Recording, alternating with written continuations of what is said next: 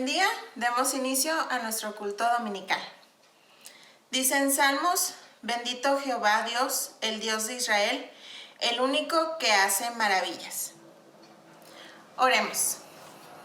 Señor, te damos muchas gracias porque tú nos permites llegar hasta este momento. Gracias por tus cuidados, por tus bendiciones. Gracias por tu misericordia, por tu amor, porque todos los días nos muestras lo hermoso que eres y el gran amor que nos tienes. Gracias, mi Dios, por tus cuidados. En el nombre de Jesús, amén.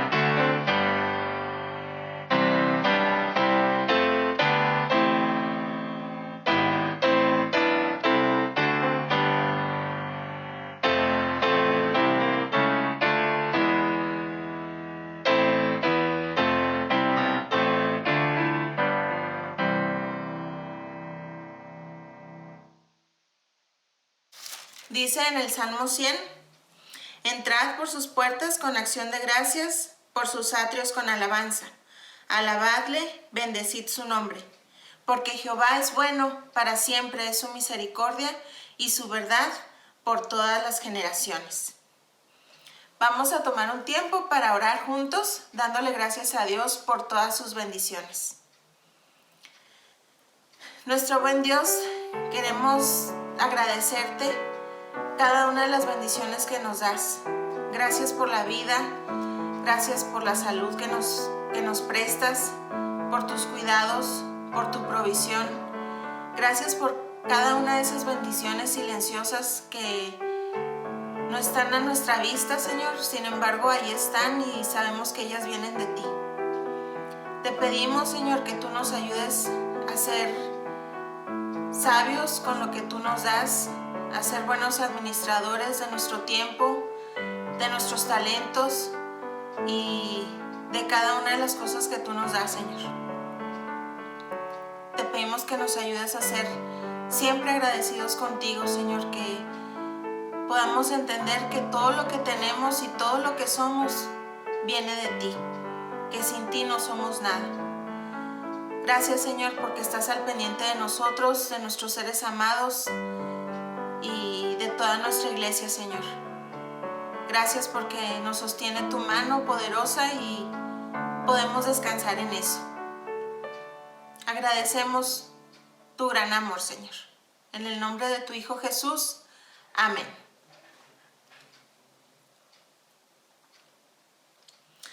Vamos a leer en el Evangelio de Marcos, capítulo 14, los últimos versículos del 66 al 72. Dice: estando Pedro abajo en el patio, vino una de las criadas del sumo sacerdote, y cuando vio Pedro que se calentaba, mirándole, dijo: tú también estabas con Jesús el Nazareno. Mas él negó, diciendo: no le conozco, ni sé lo que dices. Y salió a la entrada y cantó el gallo. Y la criada, viéndole otra vez, comenzó a decir a los que estaban allí: este es de ellos. Pero él negó otra vez. Y poco después, los que estaban allí dijeron otra vez a Pedro: verdaderamente tú eres de ellos, porque eres Galileo, y tu manera de hablar es semejante a la de ellos. Entonces él comenzó a maldecir y a jurar: no conozco a este hombre de quien habláis. Y el gallo cantó la segunda vez. Entonces Pedro se acordó de las palabras que Jesús le había dicho: antes que el gallo cante 2 veces, me negarás 3 veces. Y pensando en esto, lloraba.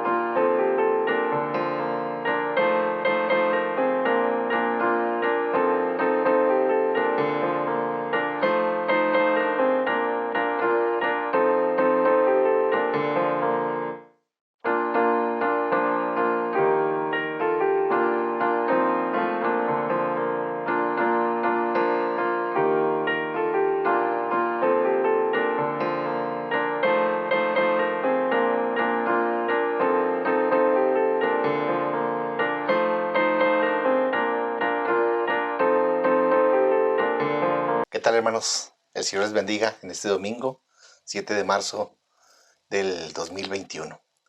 Le damos gracias a Dios porque nos ha permitido estar en contacto con ustedes, y en este domingo le damos gracias a Dios porque nuevamente nos permite compartir su palabra.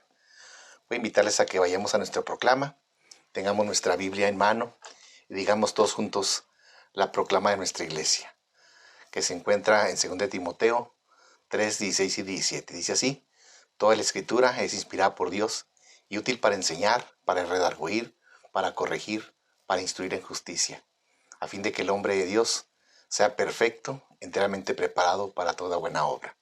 Por lo tanto, la palabra de Dios contenida en este libro es la verdad que acepto creer, es la enseñanza que me comprometo a seguir y es la esperanza que me atrevo a confesar. Nada me impide recibirla, nada me impedirá hacerla parte de mi vida y por ningún motivo dejaré de proclamarla. Estoy aquí para leerla, oírla y vivirla diariamente. Amén. Oremos. Nuestro buen Dios, te damos gracias, Señor, por este domingo que nos permites estar ahí en casa con nuestros hermanos. Gracias, Señor, porque sé que tu mano poderosa ha estado con ellos a pesar de este tiempo de pandemia, Señor, en el cual no hemos podido reunirnos como congregación. Pero en este momento, Señor, apartamos este momento, lo consagramos a ti, Señor, y te pedimos, Padre, que te agrades de todo lo que hagamos, todo lo que pensemos, todo lo, Señor, lo que de nuestra boca salga, y que sea para honra y gloria tuya, Señor. Bendice, Señor, a cada uno de mis hermanos. Agrádate de estos cantos que hemos cantado, de esta acción de gracia que hemos llevado ante ti, de nuestros corazones, Señor, que están limpios por la sangre de Cristo. Te damos gracias, Señor, porque es un gusto poder llevar tu palabra a mis hermanos. Bendícelo, Señor, te lo ruego a través de ella, en Cristo Jesús, Señor nuestro. Amén. Amén. Bien, mis hermanos, es nuestra serie de Marcos, discípulos de Cristo, que hemos llevado. Hoy terminamos el capítulo 14, con el favor de Dios. Gracias porque el Señor nos ha llevado en estos 14 capítulos y nos ha conducido en la meditación y en el aprendizaje de su palabra. Marcos 1:17, que es nuestro texto lema, nos dice: y les dijo Jesús, venid en pos de mí, y haré que seáis pescadores de hombres. El título de esta mañana del sermón, mis hermanos: ¿le conoces o niegas a Jesús? Es una interrogante muy fuerte, es una interrogante decisiva. ¿Le conoces o niegas a Jesús? ¿Qué es lo que me gustaría que nos lleváramos en nuestro corazón? Hermanos, nuestra fe, al igual que la de todo creyente en Cristo, ha sido y seguirá puesta a prueba, como la fe de Pedro, en aquel fuego encendido en el patio del sumo sacerdote. Y como era auténtica, a pesar de su fracaso inicial, por medio de la intervención de nuestro Señor Jesucristo como sumo sacerdote, finalmente llegó a ser una fe preciosa, una fe poderosa en Cristo Jesús. Que esa sea nuestra experiencia, hermanos. Que a pesar de las pruebas, de las dificultades, y nuestra fe es probada, nosotros hagamos victoriosos en el nombre del Señor Jesús. Vamos a dar principio a nuestro sermón en esta mañana, que de esta forma quiero introducirme. Hoy hagamos, al igual que Marcos, un paréntesis en el relato del juicio al Señor Jesús y veamos juntos lo que sucedió con Pedro. Al colocar los acontecimientos de esta manera, es inevitable ver el fuerte contraste que esto nos presenta frente a la valentía, confesión de nuestro Señor Jesús, declarando ante el Sanedrín, primero, ¿verdad?, y luego ante Pilato, que él era el Mesías. Vemos la cobardía, por otro lado, de Pedro, negando no una, sino hasta 3 veces aquel que le había ofrecido toda su amistad, su cariño y su amor. Tremendo contraste, ¿verdad? Pero hermanos, aunque es imposible que ocurra, sin embargo podemos preguntarnos, ¿qué pasaría con nosotros si Cristo negara delante del Padre que nos conoce? Tal como hizo Pedro con Jesús. Sin duda alguna, que Él sí tendría muchas razones para avergonzarse de nosotros, mientras que ningún hombre tiene un solo motivo para avergonzarse de Jesús. Por esto es aún más incomprensible que como creyentes nosotros nos avergoncemos del Señor en ocasiones. Por lo tanto, hermanos, todos nosotros hemos fallado al Señor de muchas maneras. Claro, nos escondemos en nuestra humanidad, pero realmente, si somos sinceros, le hemos fallado de muchas formas al Señor. Aunque cuando esto ocurre, normalmente no nos gusta que los demás lo sepan. Esto es entre yo y el Señor, ¿verdad? Decimos. Sin embargo, los 4 evangelios hacen pública la negación de Pedro, por lo que millones de creyentes en todas las generaciones han llegado a tener el conocimiento de esto. No obstante, en este caso, fue el mismo Pedro el primero en criticarse a sí mismo. Porque no debemos olvidar que en el Evangelio de Marcos, Marcos recogió mucho parecer de Pedro en su experiencia como un discípulo del Señor, en su testimonio, como apóstol. Y sus experiencias quedan plasmadas en el Evangelio de Marcos, más que ningún otro. ¿Qué interés podría tener Pedro en hacer público un fracaso tan vergonzoso y que tanto dolor le había causado? Pensemos que la razón por la que lo hizo fue para que nosotros podamos aprender importantes lecciones a partir de su experiencia. Además, debemos recordar que la Biblia no es un libro que esconde los fracasos de los hombres que de ahí emanan. A veces nosotros tenemos esta tendencia, pero la palabra de Dios nunca lo hace. Y debemos estar agradecidos de que sea así. Porque cuando consideramos a los hombres de Dios que aparecen en la Escritura, viendo sus fracasos y también sus victorias, nos resulta sencillo y edificante la palabra. Pero si solo tratáramos de personas perfectas, no tendría ninguna utilidad para nosotros. Por lo que hoy aprendemos de los errores de Pedro. En primer lugar, hermanos, cuidemos los lugares y compañías. Nada mejor que los hermanos en Cristo. Cuidemos esos lugares y las compañías con que andamos. Y prefiramos estar siempre en compañía de los hermanos en la fe. Marcos 14, 66 al 67 nos dice la palabra de la siguiente manera. Estando Pedro abajo, en el patio, vino una de las criadas del sumo sacerdote, y cuando vio a Pedro, que se calentaba, mirándole dijo, tú también estabas con Jesús el Nazareno. Recordemos que Pedro en el Getsemaní atacó a uno de los ayudantes del sumo sacerdote, por lo que Jesús tuvo que actuar y solucionar el problema.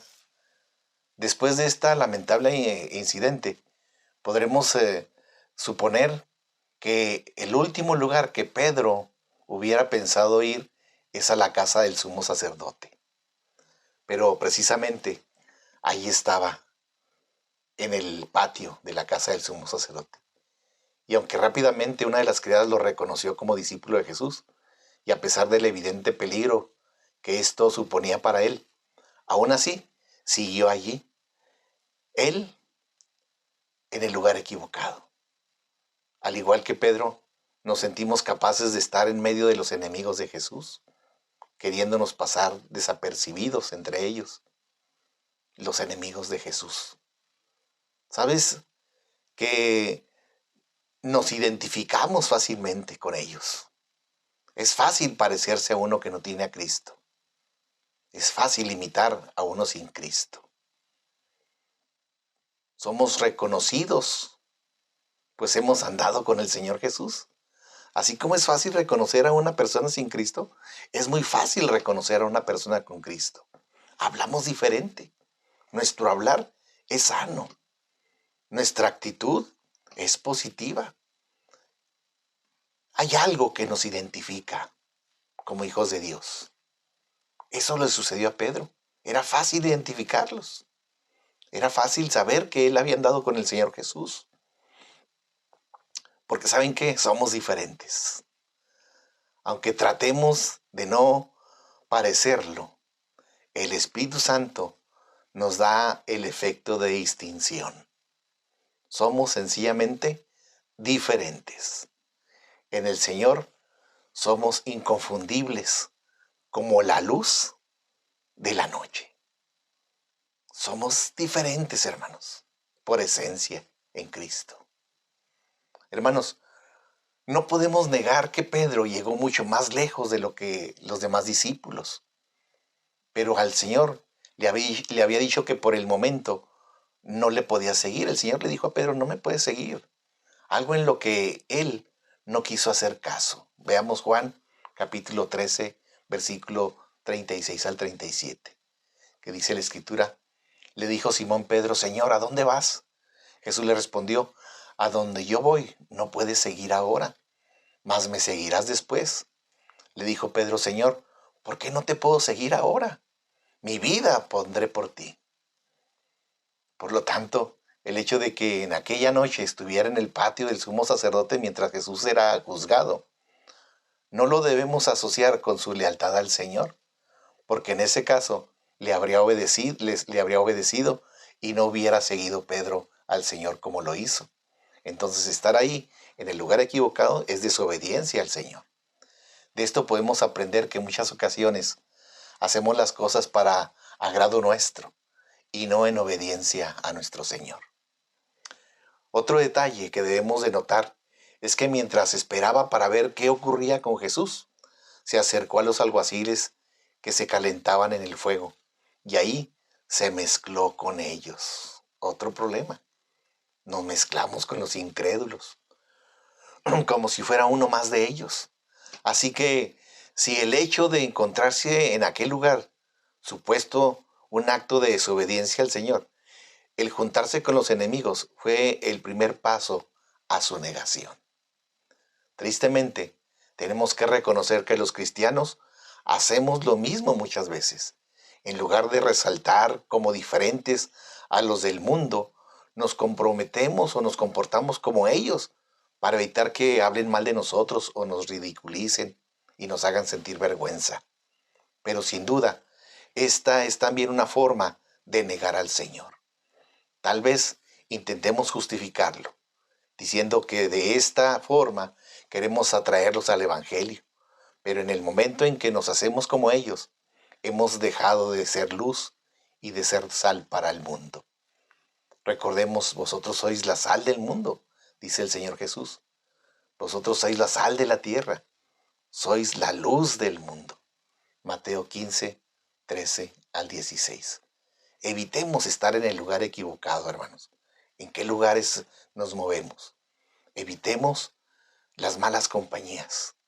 Prefiramos estar con los hermanos, en actividades, en recreación, en invitarlos a casa, cuando se pueda, ¿verdad?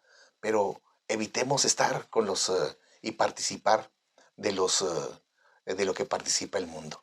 Esto no quiere decir que no hay que testificarles. Yo siempre les he insistido en que si hay que ir a una boda, pues vayamos y testifiquemos, ¿verdad? Pero no nos comportemos como ellos. No salgas a bailar, no tomes, etc. Eso es no ser parecido a ellos. Que sepan que estamos ahí, alegres, sí, porque están contrayendo un matrimonio, festejando algo, pero con apego a la palabra, nuestro testimonio. ¿Aprendemos de esto, hermanos? Claro que sí. Vamos al siguiente punto. En segundo lugar, hermanos, 1000 maneras de negar a Jesús. 1000 maneras de negar a Jesús. Marcos 14, 68 al 70. Dice la palabra de Dios, mas él negó diciendo, no le conozco, ni sé lo que dices. Y salió a la entrada y cantó el gallo. Y la criada, viéndole otra vez, comenzó a decir a los que estaban allí: este es de ellos. Pero él negó otra vez. Y poco después, los que estaban allí dijeron otra vez a Pedro: verdaderamente, tú eres de ellos, porque eres Galileo, y tu manera de hablar es semejante a ellos. Seguramente, el propósito de Pedro era observar el proceso sin que lo reconocieran. Ya vimos ahorita que es difícil que no reconozcan a un cristiano entre el mundo. Pero una criada se dio cuenta de que él era uno de los discípulos de Jesús. Y después de acusarle directamente, lo siguió por el patio del sumo sacerdote, diciéndoles también a todos los demás. De repente aquella mujer había puesto el apóstol en graves problemas. Las acusaciones lo llevarían por todos lados, ¿verdad? Aquello era suficiente como para poner nervioso a cualquiera. Pedro se había acercado junto al fuego para calentarse, pero de pronto se dio cuenta que se estaba quemando. ¿Cómo salir de esa situación en la que nunca debería haberse metido? Parece que en ese momento el terror se apoderó de él y al verse encerrado, cedió cobardemente ante las preguntas de aquella criada curiosa. Ahora vemos al valiente y arrogante Pedro, el del corazón amante y de la voluntad férrea, negando a su Señor y Maestro. Con juramentos, blasfemias, diciendo que no conocía a Jesús e invocando todo tipo de maldiciones sobre sí mismo si no decía la verdad. 1000 maneras de negar a Jesús. El diablo pone en nosotros para asemejarnos al mundo. Por eso debemos de evitar mezclarnos con el mundo. Por eso debemos de estar velando y orando, hermanos.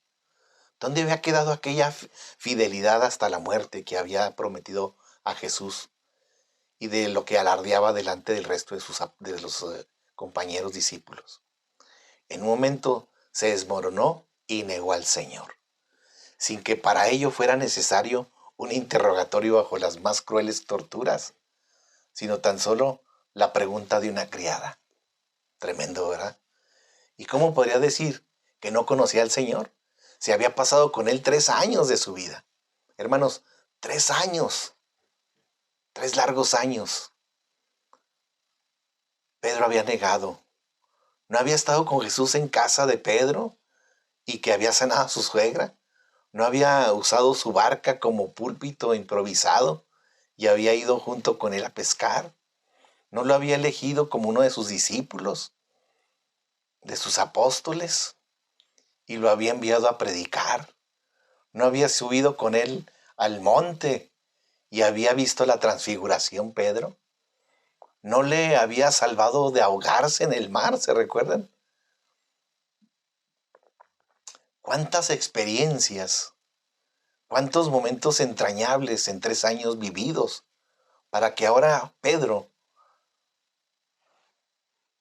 mandara de tajo, dijera que no le conocía?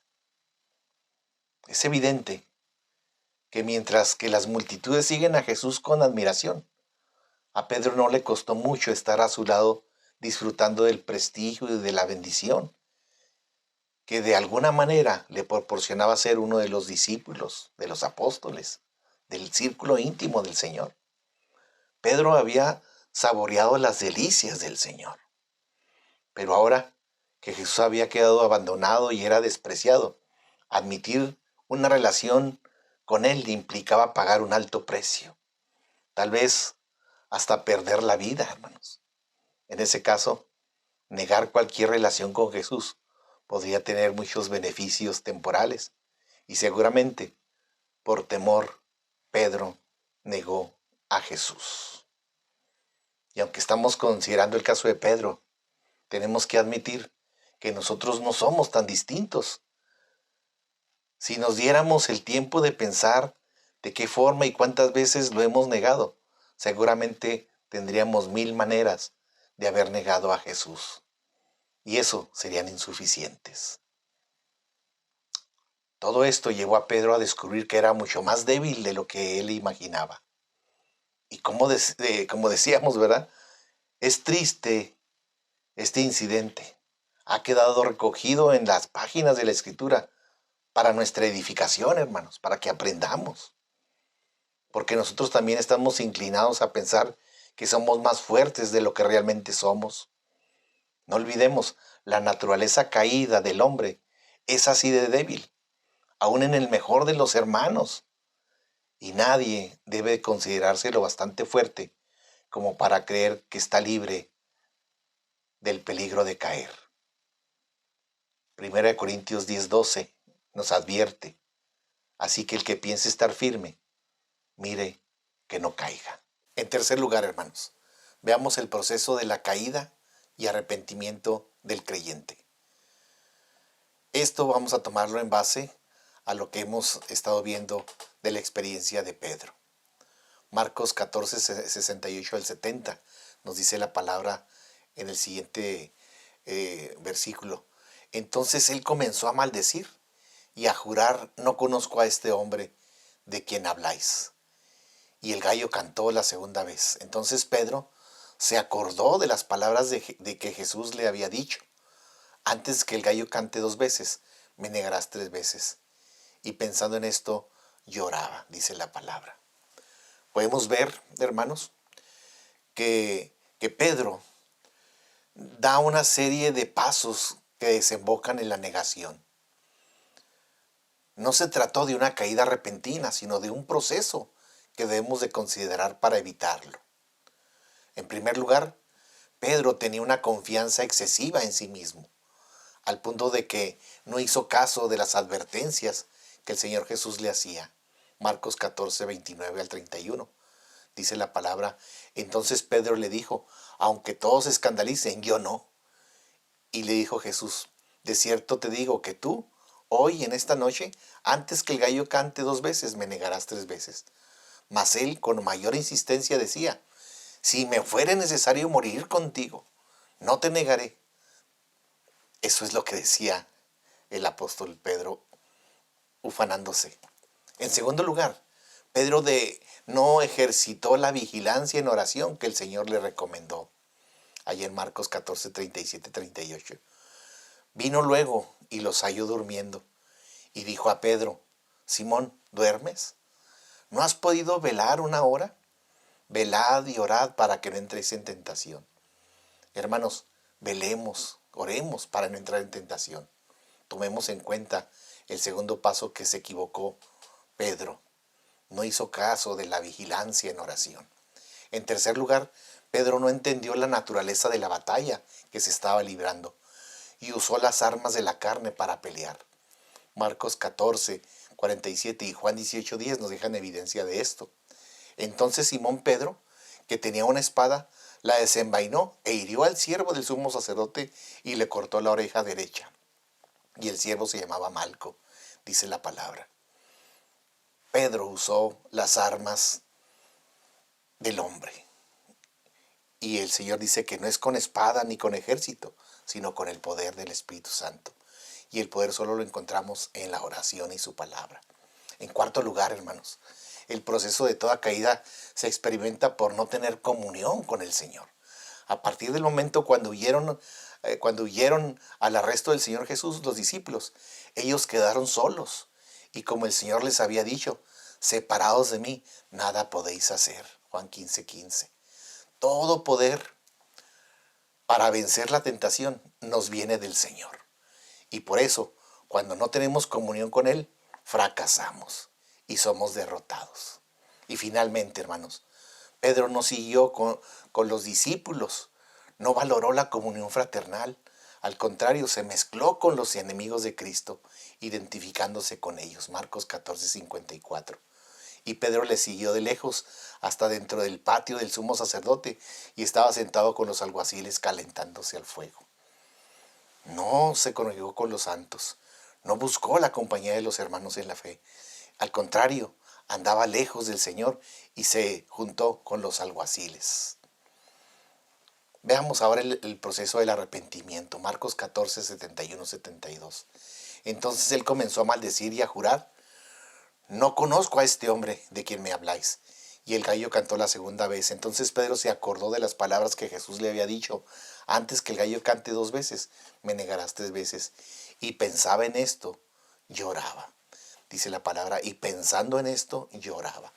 Recordemos que Jesús le había dicho a Pedro que esa noche, antes de que el gallo cantara 2 veces, él lo negaría 3 veces. Así que cuando Pedro negó por tercera vez, escuchó cantar por segunda vez el gallo. Inmediatamente recordó la palabra del Señor. Además, justo en ese momento el Señor estaba siendo llevado para comparecer ante el tribunal de Pilato y pasó por el patio donde estaba Pedro. Y en un breve instante se volvió y le miró. Lucas 22, 61 recoge esta experiencia. Dice, entonces vuelto el Señor, miró a Pedro. Y Pedro se acordó de la palabra del Señor, que le había dicho, antes de que el gallo cante me negarás 3 veces.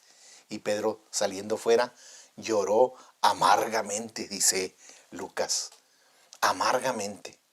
Esta mirada del Señor llegó hasta lo más profundo de su corazón, terminando de quebrantar el orgullo de Pedro, que pensando en esto lloraba, dice Marcos, y Lucas agrega amargamente.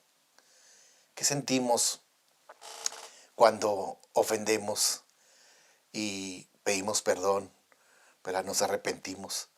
¿Qué sentimientos se agitaban en el corazón y mente y de toda su alma del apóstol en esos momentos? Seguramente tendría amargos remordimientos que le atormentaban pensando en lo que acababa de hacer. ¿Cómo podría haber negado al Señor después de todo lo que había hecho Cristo por él? ¿Cómo había correspondido a esa forma de amor y de amistad que tantas veces el Señor Jesús le mostró? Seguro que también recordó que el Señor se lo había advertido y que él no había querido hacerle caso, después de que unas horas antes se había mostrado tan autosuficiente, creyéndose superior a todos sus compañeros. Lo que Pedro experimentó en su corazón fue humillación muy dolorosa, pero también necesaria.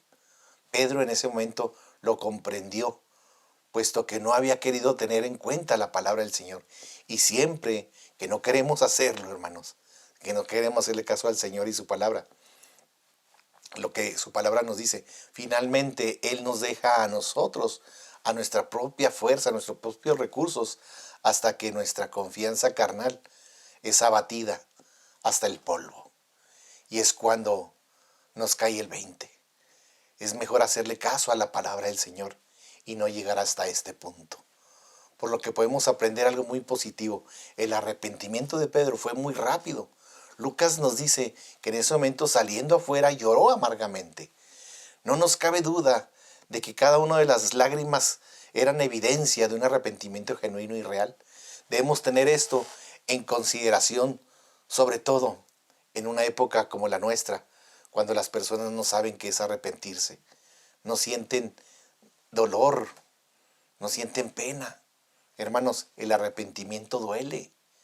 Es por eso de las lágrimas de Pedro.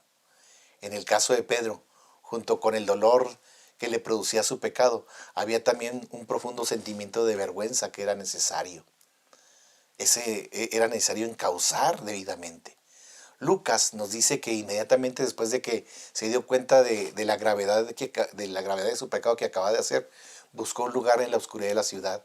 Dice que salió luego y lloró amargamente. Esto lo hizo Pedro, buscó un lugar a solas donde esconderse, porque sentía pena, sentía vergüenza, ¿verdad?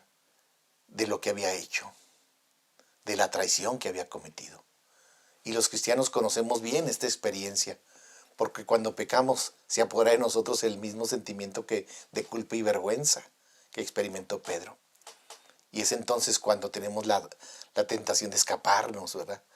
Pensando que dejando pasar el tiempo las cosas se arreglarán solas. Y no, tengamos cuidado, porque mientras dure ese tiempo en que la comunión con el Señor está quebrada, rota, somos completamente vulnerables al enemigo y puede arrastrarnos a mayores pecados y mayor grande es la caída. Por esta razón es importante que nada más que nos demos cuenta, nos percatemos de que hemos pecado, pidámosle perdón al Señor de todo nuestro corazón. No olvidemos que Él es nuestro sumo sacerdote, nuestro intercesor en el cielo, que siempre nos recibe e intercede por nosotros ante el Padre, asegurando nuestro perdón, hermanos. Tengamos confianza en el Señor. Salmo 51, 17 nos dice: los sacrificios de Dios son el espíritu quebrantado, al corazón contrito y humillado no desprecias tú, oh Dios. Amén. Hermanos, finalmente, el precio de la restauración. Este proceso de la restauración puede resultar muy costoso, hermanos, muy doloroso. Por ejemplo, en el caso de Pedro, vemos que después de que Jesús resucitó y se presentó en varias ocasiones a Pedro, aún así, él se sentía desanimado. Pedro se sentía desanimado. No podía ser el mismo. Podemos notarlo en su actitud, allá en Juan 21:3, que dijo: voy a pescar. Recordemos que al comienzo del ministerio de Jesús, Pedro había abandonado las redes y le había seguido. Pero ahora se sentía completamente hundido y pensaba que no sería digno de servirle. Así que decidió volver a su antigua profesión de pescador. Y fue en ese contexto cuando Jesús salió a su encuentro. Notemos que para empezar el Señor preparó un fuego y allí lo esperó. Qué curioso, ¿verdad? Había sido alrededor de un fuego en el patio del sumo sacerdote donde Pedro había comenzado a negar a Jesús. Y era precisamente otro fuego donde ahora se iba a producir la restauración. Iba a producirse la restauración. Esto es importante, porque cuando después de que Pedro pecó, él huyó del Señor evitando su presencia. Él vino a nuestro encuentro y con la facilidad nos lleva al mismo punto donde comenzaron nuestros fracasos. Todos hemos pasado por circunstancias que nos recuerdan aquello malo que hemos hecho y que tal vez todavía tenemos algún pendiente. Por ejemplo, recordemos el caso cuando Jacob había huido después de engañar a su padre, haciendo pensar que era su hermano Esaú. Sin embargo, años después, su suegro le engañó a él dándole a la hermana de la mujer que esperaba, ¿se recuerdan? Tuvo que ser muy doloroso. Pero Dios lo estaba obligando a enfrentar su pecado. Y ahora en el caso de Pedro, estaba ocurriendo lo mismo. Pero ahí no acabó todo, ¿verdad? Una vez que Jesús y los otros apóstoles habían comido en torno al fuego, le preguntó a Pedro delante de todos si le amaba más que sus compañeros. ¿Se recuerdan allá? Y esto lo hizo el Señor por 3 veces, en Juan 21, 15 al 17. Pedro tuvo que asociar estas 3 preguntas con las veces que él mismo había negado a Jesús. Y tal vez podríamos pensar que fue una humillación desproporcionada. ¡Qué vergüenza! El Señor me está preguntando otra vez, ¿verdad? Que si lo amo. Pero Pedro ya había llorado por su pecado, ya se había arrepentido.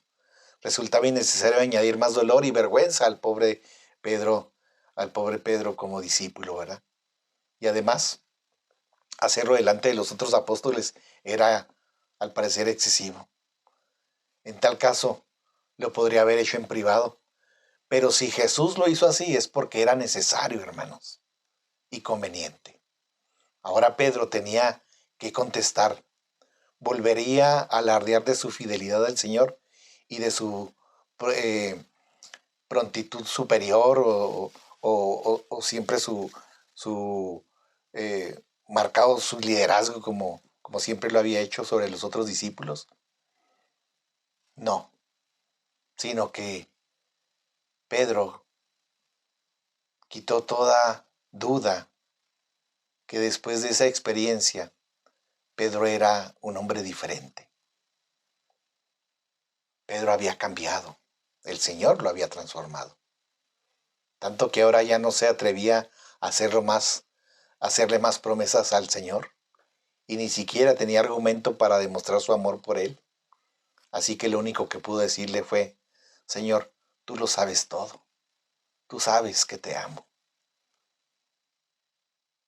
Se percibe con claridad que ya no es el hombre arrogante que confiaba en sí mismo, sino que había aprendido a respetar la opinión del Señor por encima de la suya.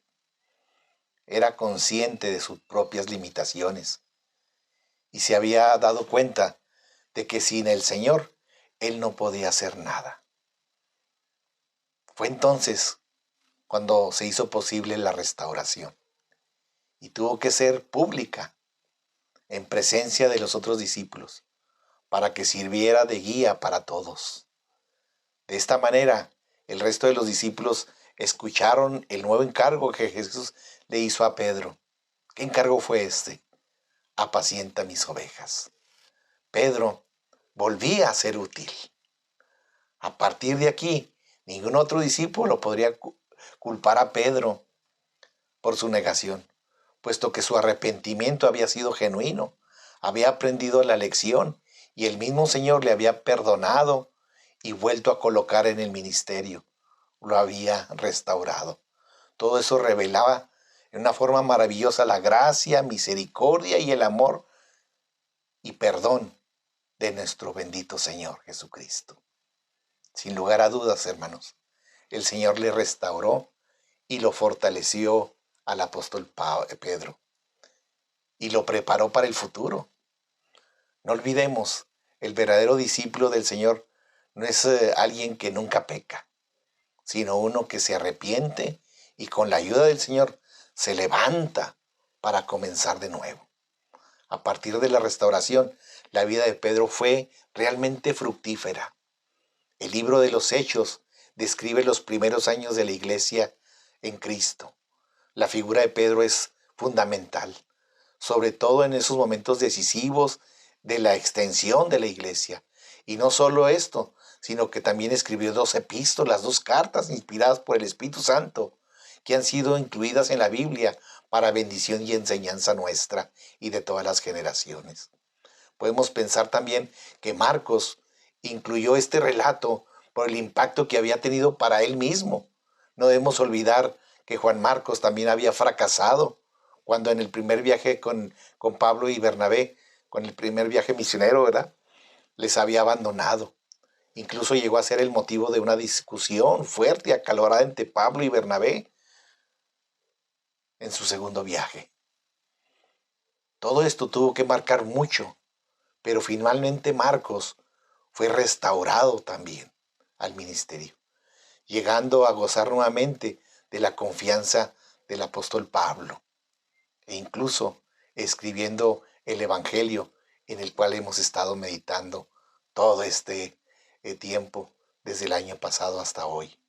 Hermanos, ¿no sería descabellado pensar que el mismo apóstol Pedro fue la clave para ello, ya que su primer carta le llama hijo?